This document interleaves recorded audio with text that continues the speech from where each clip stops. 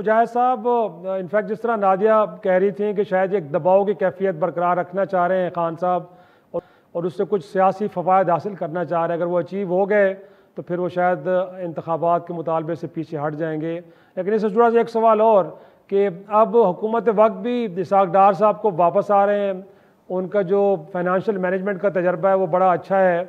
اور اگر وہ آ جاتے ہیں اور کچھ گورنمنٹ بھی ڈیلیور کرنا شروع ہو جاتی ہے تو آپ کا خیال ہے پھر یہ دباؤ کی کیفیت برقرار رہ پائے گی اور اس کے نتیجے میں خان صاحب کچھ اچیو کر پائیں گے، یا پھر حکومت کمفرٹ زون میں چلی جائے گی اور خان صاحب کے ہاتھ پھر کچھ نہیں آنے والا؟ دیکھیں ایک جو ابھی ہمارے جو دوست جو کہہ رہے تھے انہوں نے اسی بات کو بیش آگے بڑھایا جو میں نے ابتدا میں آپ سے کہا تھا، لیکن ایک اور جو زیادہ مشکل جو مسئلہ ہے یہ ہے کہ جو اس وقت حکومتی اتحادی ہیں ان کی بھی بے حسی قابل دید ہے۔ مجھے نہیں ان کے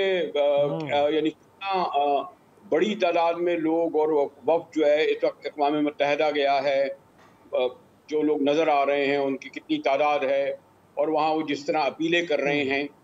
اور کوئی اب دیکھیے نا انجینئر جولی یہاں آئی اور اسے یقیناً قریب سے دیکھا ہوگا۔ کہنے کا مقصد یہ کہ عمران خان صاحب جو ردعمل میں کر رہے ہیں اور صرف وہ جو جیسے کہ ہمارے کہہ رہے تھے دوست کے، کیونکہ انہیں پتہ ہے کہ ان کا اس وقت بیانیہ سیل ہو رہا ہے، ان کی پاپولرٹی اپنے عروج پر ہے، لیکن اس سے زیادہ جو ہے حکومتی اتحاد جو اس وقت بیٹھا ہوا ہے وہ بھی اس سے فائدہ اٹھانے کی کوشش کر رہا ہے، جو ایک قطعی طور پر غلط ہے۔ جیسے سیلاب کو یا بارشوں کو سامنے رکھ کر اور پھر آرمی چیف کو رکھ کے آپ الیکشن کو ایک غیر معینہ مدت تک کی طرف لے جا رہے ہیں، اور دوسرے یہ جو جب اپیل کرتے ہیں کہ ہمارے پرائم منسٹر کے مخیر حضرات اپیل کریں، ارے بھائی آپ اپنے لندن کا ایک فلیٹ ہی بیچ دیں تو میں جتنا پاکستان جمع کرے گا اس کے برابر ہی پیسے ہوں گے، 4 فلیٹ۔ اسی طرح ہمارے محترم زرداری صاحب اور ان کے یہاں سندھ میں جو میں حال ہے، تو مقصد یہ ہے کہ اس وقت ہم لوگ جو پاکستان کے عوام اور یہ جو آپ شوگر مل کی کمائی کا سر ایک سال کا منافع دیتے ہیں تو بہت زیادہ ہوتا ہے، اچھا خاصا ہوتا ہے وہ۔ جی شرائی صاحب جی جی جی جی بالکل بالکل کنٹینیو کیجئے گا سر۔ نہیں میں یہ کہتا کہ یہ جو ہمارے یہ جو ہم اپیلیں کر رہے ہیں، کیا دنیا اتنی بیوقوف ہے؟ یہ جو یونائٹڈ نیشن ہو، یہ IST ہو، یہ سارے جو ادارے ہیں، یہ یہاں پر وہ کوئی گورے نہیں ہیں، وہ یہاں یہی کہ ان کے مقامی لوگ جو انہیں رپورٹیں نہیں بھیجتے، کیا انہیں نہیں علم کے سندھ کے جو بڑا جو ہم نے صرف آپ الیکشن 342 اراکین اسمبلی کے اثاثے ہی دیکھ لیں، 1000 صوبائی اسمبلی کے اراکین کے اثاثے ہی دیکھ لیں جو ڈکلیئرڈ ہیں، وہ تو چھوڑیے، انہوں نے اگر آپ کے پاس سے میں نے کہا نا حکومت کو تو یہ چاہیے کہ 25% فوری طور پر ان کے اثاثوں کو چیف جسٹس صاحب کو بلکہ چاہیے ایک حکم کے ذریعے ان کے بینکوں کے ذریعے منتقل کرتے ہیں۔ وہ ہے نا ابھی جو ایک بیریا آئے، کون تھا وہ جو بیریا کا کیا نام ہے، جن کا جو میخال جتنا رقم نہیں دیتے اس سے زیادہ ان کا پیسہ تشہیر پہ خرچ ہوتا ہے، اشتہاروں پہ خرچ ہوتا ہے، اگر میں ٹوٹل لگاؤں تھوڑا سا تو میرا کہنا مقصد یہ ہے کہ عمران خان کے بیانیے یا اس وقت رد عمل کی مذمت کرنا یا ان کو کرٹیسائز کرنے کا مقصد قطعی طور پر یہ نہیں کہ جو حکومت میں لوگ بیٹھے ہیں وہ بالکل جو ہے اس سے ایکسپلائٹ کر کے اور سب کچھ ٹھیک کر رہے ہیں۔ جی صحیح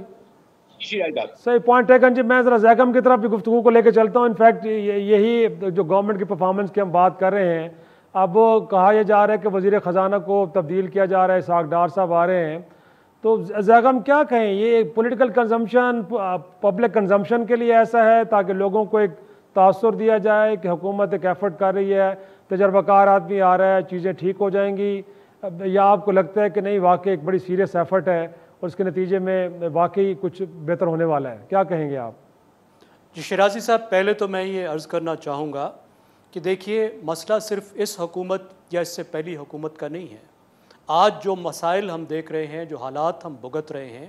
اور جو حالات اس وقت پاکستان کے 3 کروڑ لوگ جو سیلاب سے متاثر ہیں وہ بھگت رہے ہیں، وہ پچھلے 50-60 سال کی پالیسیوں کا نتیجہ ہے۔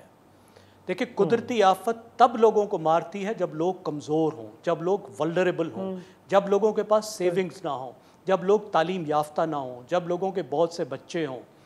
جب لوگوں کو صحت کی سہولتیں میسر نہ ہوں۔ یہ سب چیزیں ہوتی ہیں تو لوگ ولنریبل ہوتے ہیں۔ جب آپ نے شہروں کو مضبوط نہ بنایا ہو، دیہات کو بہتر نہ بنایا ہو, پانی کے راستے نہ بنائے ہوں, یہ تو سب پرانے. تو پوری آپ کی اشرافیہ جس طریقے سے آپ نے ایک الیٹسٹ اکانومی بنائی ہے, وہ سب اس کی ذمہ دار ہے, اور سب کو یہ ذمہ داری لینی چاہیے. اور پاکستان کا جس طریقے سے پاکستان میں پالیسی بنائی جاتی ہے, جس طریقے سے پاکستان کو چلایا جاتا ہے, اس کو بدلنا چاہیے. میں احترام کے ساتھ مجاہد صاحب کی اس بات سے اتفاق نہیں کروں گا کہ دیکھیے انڈیویجولز کا جو سرمایہ ہوتا ہے نا, اور انڈیویجولز جتنی فلانتھراپی کرتے ہیں یا کر سکتے ہیں, قومی اخراجات سے اس کا کوئی موازنہ ہی نہیں ہوتا.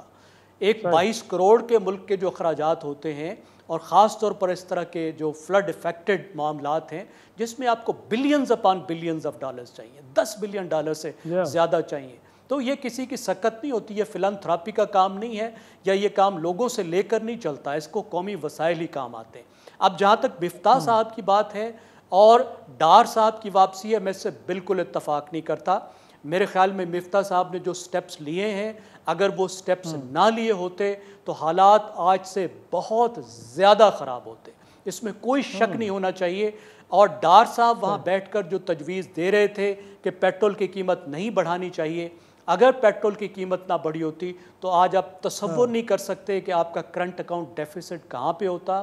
آپ کی جو ڈالر کی حالت کہاں پہ ہوتی, آپ کو قرضہ نہیں ملا ہوتا, اس وقت آپ سری لنکا بن چکے ہوتے. مفتاح نے نہ صرف وہ سٹیپس لیے ہیں جو ضروری تھے, بلکہ انتہائی جرأت مندی سے لیے ہیں, ملکی مفاد میں سیاست کو قربان کر کے لیے ہیں. ان کو وقت ملنا چاہیے. ڈار صاحب ضرور آئیں, ڈار صاحب ضرور ہیلپ کریں, لیکن اس وقت along the way چینج کرنا یہ کوئی سمجھداری دانشوری نہیں ہوگی. لیکن یہ سیاسی طور پر ایک اچھا سٹیپ ہوگا کہ ابھی تک جو لوگوں نے تکلیف اٹھائی ہے اس کا سارا ذمہ مفتاح صاحب کو اس کو دے دیا جائے, ان کو آپ کالی بھیڑ بنا دیں اور ان کو آپ باہر نکال دیں, اور پھر کہیں جی اب سلیٹ جو ہے صاف ہو گئی, اب شاندار ایک گڈ بوائے آ گیا ہے, اب معیشت بہتر ہوگی. اس طریقے سے معیشت بہتر نہیں ہوگی. آئی تھنک مفتاح صاحب شوڈ کنٹینیو.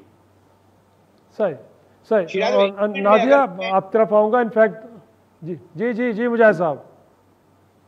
ایک منٹ میں صرف کہہ دوں, جب یہ میں کہہ رہا تھا آپ سے کہ جو ہماری اشرافیہ ہے, اراکین اسمبلی ہیں, تو میں بس احترام کروں, پاکستان میں جو 1% زمین ہے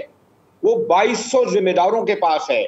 اور ان کی سالانہ آمدنی 2200 ارب ہے, اور یہ ٹیکس صرف 2 ارب کا دیتے ہیں. یعنی میں اس لیے توجہ دے رہا تھا کہ ان کے جو خود ڈکلیئرڈ ہے یہ سب کچھ, اس لیے کیا آپ ساری دنیا سے مانگتے پھریں, کیا کم ہے ہمارے پاس؟ ہو یہ کوئی وہ سوری ٹو سے سری لنکا اور نائجیریا پاکستان نہیں ہے. یا اگر اشرافیہ کے آپ یہاں جتنی پیجرو گاڑیاں ہیں میرے خیال میں ہندوستان میں نہیں ہوں گی, سوری ٹو سے. صحیح. مجھے بھی اجازت دیجیے گا نادیہ سے معذرت کے ساتھ,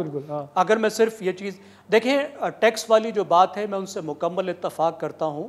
لیکن اس کو ہمیں نیریٹو میں خالی نہیں جانا چاہیے. آپ ایگریکلچر ٹیکس بہت ضروری ہے, یہ لینے کو تیار نہیں ہیں کیونکہ بڑے ایگریکلچرسٹ جو ہیں وہ پاکستان کی اسمبلی میں بیٹھے ہیں, لیکن صرف ایگریکلچرسٹ نہیں ہیں. پاکستان کی 20% معیشت جو ہے وہ آپ کے ٹریڈرز کے پاس ہے, 20%, اور جو وہ ٹیکس دیتے ہیں وہ 0% کے برابر ہے. 1% کا 1% ہے. 3% آپ نے سیلز ٹیکس لگایا ہے جولرز پر, اور وہ کہتے ہیں ہم ہڑتال کر دیں گے. سیلز ٹیکس ہے, جیب سے نہیں انہوں نے دینا. اسی طریقے سے سروسز سیکٹر کو دیکھیے, ذرا وکیل گن لیجئے جو ٹیکس دیتے ہیں, آپ کو 5 وکیل نہیں ملیں گے پورے پاکستان میں جو ٹیکس دیتے ہو. آپ ذرا ڈاکٹرز کو دیکھ لیجئے, آپ انجینئرز کو دیکھ لیجئے, کوئی انڈیپینڈنٹ پروفیشنل نہیں دیتا. تو یہ تو بالکل ٹھیک ہے, صرف 9% آپ ٹیکس جمع کرتے ہیں GDP کا, اس کو بڑھانا چاہیے اور ٹیکسیشن بہتر ہونی چاہیے, اس کے بغیر ہم پہ کوئی اعتبار نہیں کرے گا. یہ بات درست ہے.